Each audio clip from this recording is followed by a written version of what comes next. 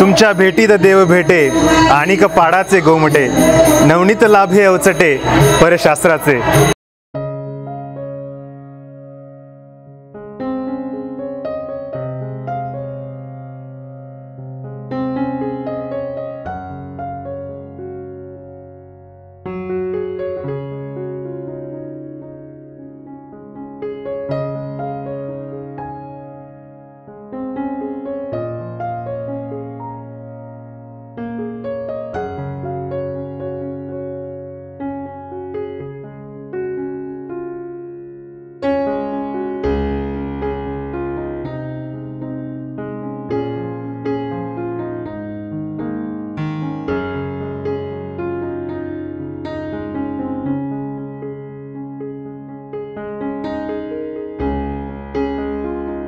दंडवत प्रणाम मंडळी, मी आपला सागर मते पुन्हा एकदा स्वागत आपलं महान यूट्यूब चॅनलच्या या परिवारामध्ये।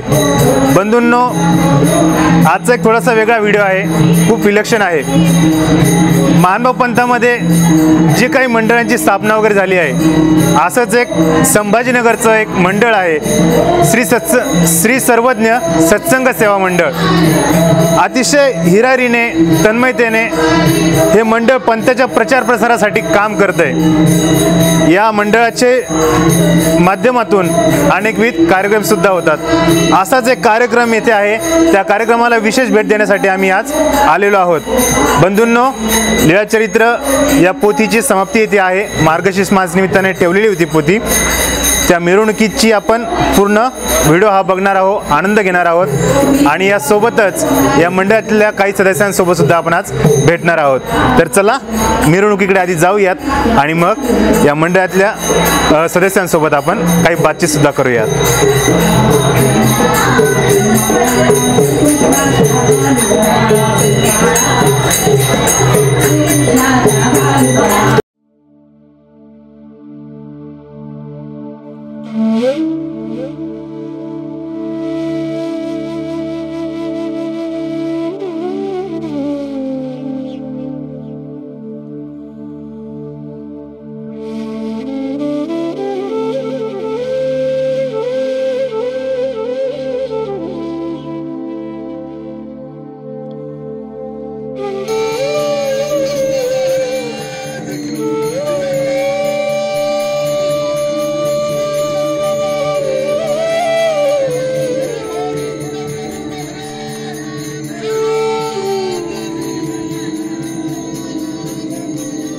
बंधूंनो, आपण सध्या आहोत आपण ज्या मंडळाच्या मिरवणुकीमध्ये आज सहभागी होण्यासाठी आलेलो आहोत, त्या मंडळाचे काही महत्त्वाचे सदस्य यांना म्हणता येईल, कारण की कुठल्याही कार्यकर्त्यांनी काही मजबूत खांब जे असतात ते महत्त्वाचे असतात। त्यापैकीच एक आपल्यासोबत सध्या आहेत मनोज भाऊ उकिरडे। दंडवत दादा। दंडवत। या मंडळाबद्दल आपण काय सांगा, स्थापना कधी झाली आणि कोणाच्या प्रेरणेमुळे झाली? दंडवत प्रणाम। 2001 मध्ये कैवल्यवासी नागराज बाबा यांच्या प्रसन्नतेने आणि त्यांच्या संकल्पनेतून ह्या मंडळाची निर्मिती झाली। कैवल्यवासी आमचे वडील अण्णा यांच्या संस्थापक अध्यक्ष तेच होते आणि त्यांनी 2001 मध्ये अगदी एक घरातून एक माणूस असा जमा करून की त्यांनी सगळे एकत्र आणून शुक्रवारच्या सत्संगापासून या कार्यक्रमाला सुरुवात झाली। नागराज बाबांनी वेळोवेळी मंदिरामध्ये त्यांना कार्यक्रमाला सगळ्यांना बोलवलं। भजनाला त्यांनी सुरुवात केली आणि या भजनाच्या माध्यमातून अक्षरशः पूर्ण हळूहळू पूर्ण औरंगाबाद, मराठवाडा असं करत करत महाराष्ट्र आणि महाराष्ट्रानंतर आज महाराष्ट्र बाहेरही आज भजनाच्या माध्यमातून आम्हाला एक नवीन ओळख या माध्यमातून तयार झाली आहे। आणि वेगवेगळ्या अशा ज्या काही उपक्रम आहेत, परमपूज्य परमहंत अविराज बाबा, परमपूज्य परमहंत संतोषमणी बाबाजी, आत्याबाईजी आणि परिसरातील असणाऱ्या सर्व साधू संतांच्या या सर्वांच्या प्रसन्नतेने आम्हाला वेगवेगळे कार्यक्रम आम्हाला या ठिकाणी करायला भेटतात आणि वेगवेगळे उपक्रम या ठिकाणी आमचं या मंडळात आम्ही घेत आहोत। वक्तृत्व महिलांचं अण्णांची पहिल्यापासून इच्छा होती का प्रत्येकाने बोलावं, प्रत्येकाचं वक्तृत्व असावं आणि त्यातून आमच्या या बरीच काही मंडळी ह्या नवीन अशा वक्ते चांगल्या प्रकारे वक्ते झाले आहेत। पंथाचे चांगल्यापैकी ज्ञान वेगवेगळ्या ग्रंथांचं चांगलं असं त्यांनी स्वतः आत्मसात करून त्या प्रकारे आपला एक छोटासा प्रयत्न वागण्याचा करत आहेत आणि आणि यातूनच सर्वांचं असं भरोईचं प्रेम, भरोईचं एक प्रतिसाद या सगळ्यांचा असतो. म्हणून कुठलाही कार्यक्रम करायला आम्हाला असं काहीच वाटत नाही आणि सर्व यामुळे हा कार्यक्रम आमचा चांगला होतो. वेळोवेळी आम्हाला सागरजी मते किंवा बाकी इतरही सगळ्या मंडळींचा असाच प्रचंड असा उत्साह असतो, प्रतिसाद असतो. त्यामुळे आम्हालाही त्यात आनंद आहे. दंडवत. गोविंद हरे मुरारे हे नाथ योगेश्वर वासुदेव. गोविंद हरे मुरारे हे नाथ योगेश्वर वासुदेव. हरे कृष्ण गोविंद हरे मुरारे हे नाथ योगेश्वर वासुदेव. श्री कृष्ण गोविंद हरे मुरारी हे नाथ योगेश्वर वासुदेव. नाथ योगेश्वर वासुदेव. हे नाथ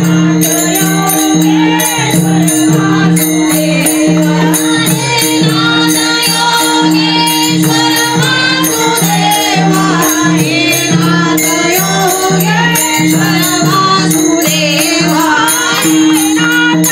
हे नाथ योगेश्वर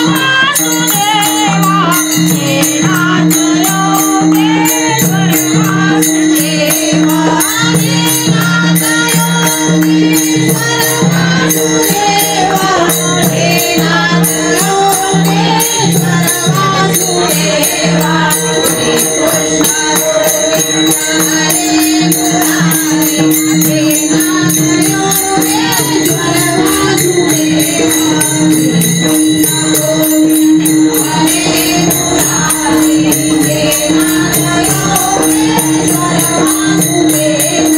श्री कृष्ण गोविंद हरे मुरारी हे नाथ योगेश्वर वासुदेव.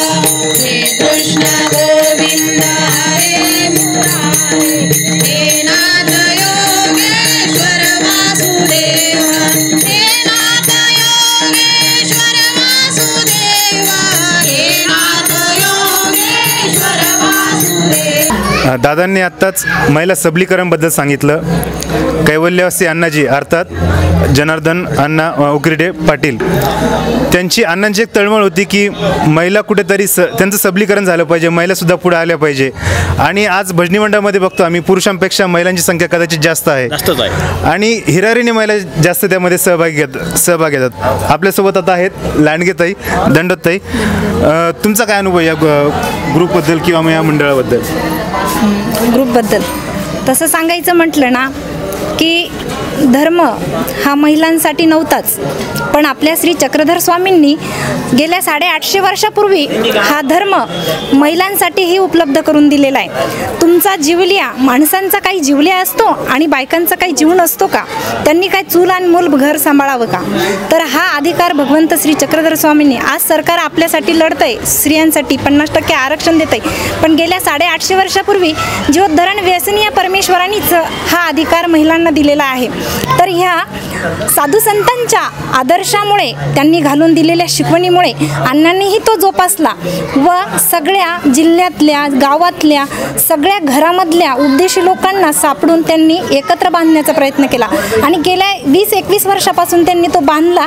त्यानंतरही आम्ही तो वसा चालू ठेवण्याचा प्रयत्न केला. मध्ये कोरोनाच्या काळामध्ये थोडा घसरला, पण सगळ्यांना पुन्हा एकत्रित बांधण्यासाठी पुन्हा आम्ही प्रयत्न करून पुन्हा हे बांधण्यासाठी हे केलं की नाही, आपल्याला धर्म सांभाळल्यामुळं, सत्संग केल्यामुळे काय फायदा होतात, म्हणजे मेन म्हणजे आपल्या मुलांना संस्कार देण्याचं काम हा सत्संग करत असतो.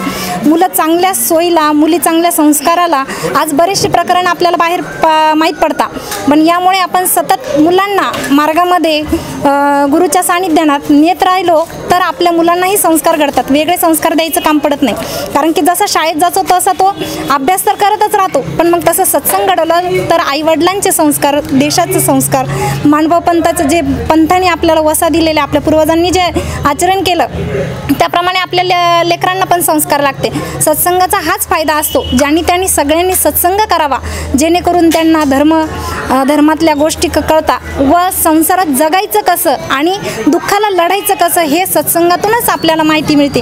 यासाठी आपण नेहमी सत्संगामध्ये असायला पाहिजे, परमार्गात घ्यायला पाहिजे. ह्या गुरुवार यांचे खूप आपल्यावर उपकार आहेत की जे वेळोवेळी त्यांचा टायमिंग काढून ते आपल्यासाठी खर्च करत राहतात, आपल्यासाठी झटत राहतात. म्हणजे या गेल्या 20-22 वर्षापासून त्यांनी हे अथक प्रयत्न केले. त्या प्रयत्नातूनच हा मेरू पर्वत उभा राहिलेला आहे या सत्संगाचा. आणि हा असाच मेरू पर्वत वाढत राहो आणि सत्संगामध्ये अनेक वासनिक भिक्षुक येत राहो हीच ईश्वरचरणी माझी प्रार्थना असेल की परमेश्वराने एवढीच आमची इच्छा पूर्ण करावी का हा सत्संग खूप मोठा हो आणि याच्यामध्ये धर्माला जास्तीत जास्त लोक लागावं आणि त्यांनी हा धर्म प्रखरतेने कष्टाने सांभाळून ह्या धर्माचं नाव मोठं करावं. जय श्री चक्रधर, जय माणभाव पंथ.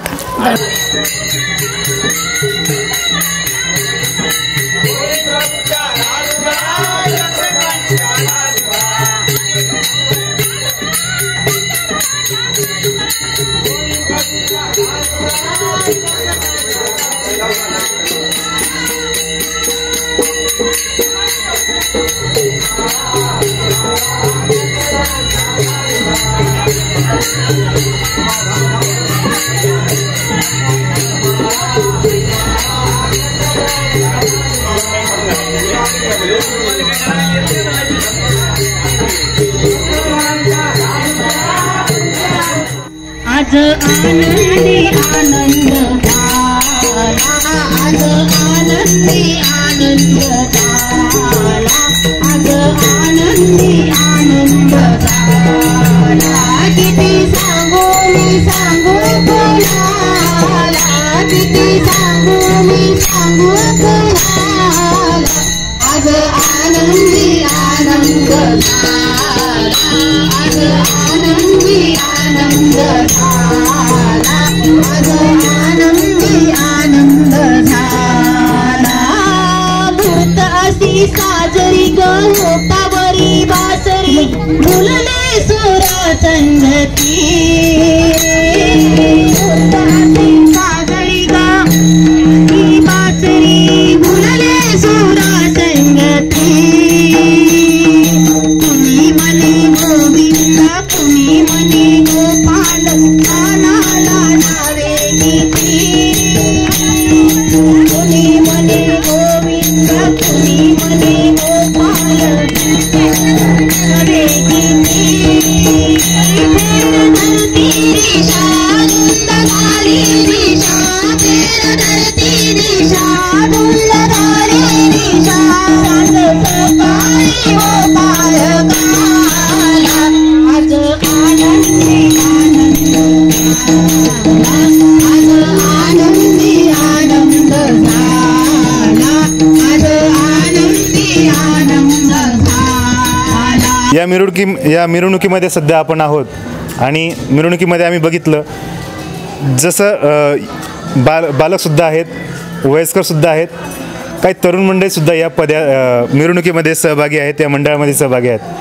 युवा वर्ग खूप महत्त्वाचा आहे. कुठेतरी ओरड होते की युवा वर्ग पंथापासून दूर चालला आहे, पण जेव्हा ही आज मिरवणुकी बघितली त्या मिरवणुकीमध्ये खरंच असं वाटतं आहे की युवा वर्ग पुन्हा पंथामध्ये सहभागी होतो आहे आनंदाने, उत्साहाने आणि प्रखरतेने. असंच आपल्यासोबत आहेत स्नेहलताई पठाडे. बघितलं त्यांचा खूप उत्साह या मिरवणुकीमध्ये होता. या मंडळामध्ये सुद्धा त्या प्रखरतेने कार्य करतात. आपण त्यांच्याबद्दल जाणून घेऊयात, त्यांचा काय अनुभव आहे या सत्संग मंडळाबद्दल. दंडवत ताई. दंडवत प्रणाम. माझं नाव स्नेहल पठाडे.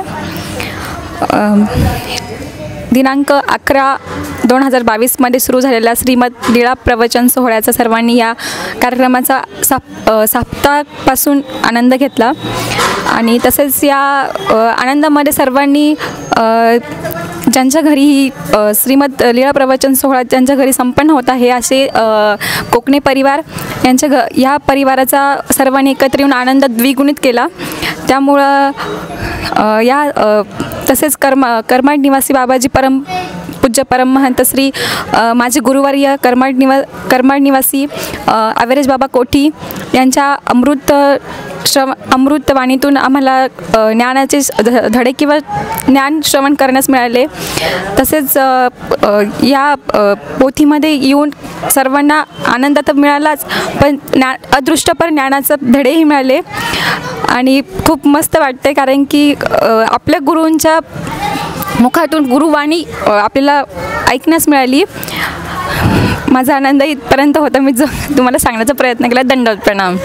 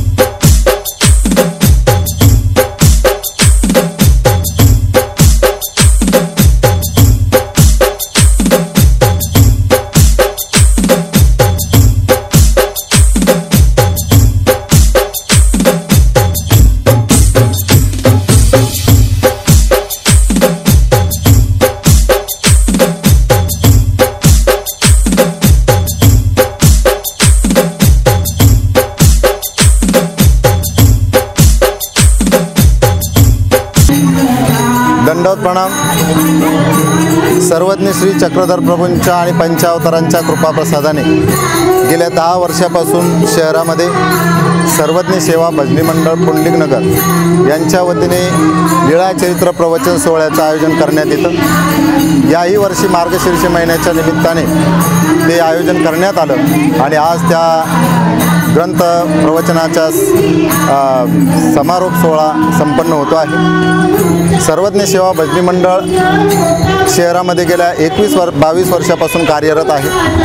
मंडळाचं सुरुवातीला जे कार्य होतं घराघरात जाऊन देवपूजा करणे हा एक उद्देश समोर ठेवून सन्माननीय सद्भक्त श्रीमान दवंगे साहेब, सन्माननीय सद्भक्त श्रीमान जनार्दन पाटील उकरडे, सन्माननीय सद्भक्त साळकर साहेब आदी काही 3-4 भक्त मंडळींनी एकत्र येऊन आपण उपदेशांच्या घराघरात जाऊन देवपूजा करूया का, सत्संगाचं आयोजन करूया का, अशा या एका उद्देशातून पडलेलं हे वटबीजाचं छोटंसं बीज, वटवृक्षाचं छोटंसं बीज त्या ठिकाणी देवपूजेच्या निमित्ताने पडलं आणि 2001 पासून शहरामध्ये घराघरात दर शुक्रवारी देवपूजा व्हायची.